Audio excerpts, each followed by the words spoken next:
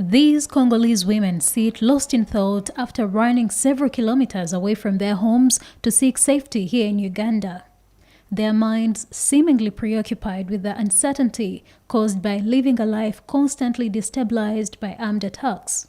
But the story is different for the children who jump up and down with little care. Some 3,000 people started fleeing from the Democratic Republic of Congo on Tuesday, running with just enough to sustain them along the way. Some managed to herd flocks of sheep, while others could only afford to carry household items, including mattresses. The biggest number of the refugees is reportedly from Matolu, Mumbiri, Kahimba, Bukeke, Masamba and Jinji villages, all in the eastern part of North Kivu in DRC, just about 20 kilometers from the Uganda-DRC border. The local leaders here are confining the asylum seekers in a temporary camp where they can be assured of safety.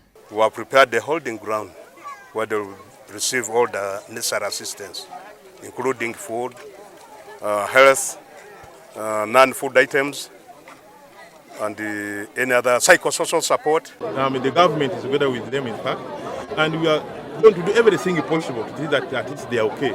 We are going to relocate them from here to where at Teacher Training College, where they have better facilities to take care of their lives. Because there is everything, toilets, safe water and others.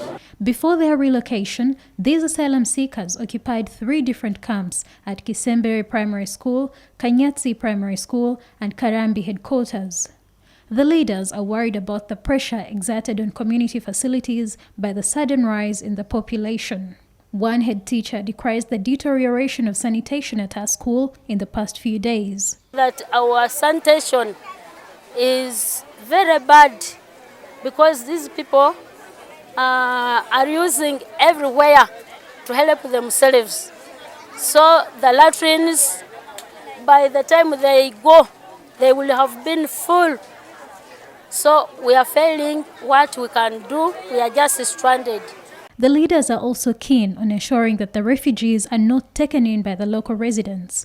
The tough stance follows the death of a 3-month-old baby belonging to one of the refugees who was buried in the local community. We have agreed with all the chairpersons LC1s in those villages that we are not going to allow anybody in the village or in any home if you are a refugee from Congo.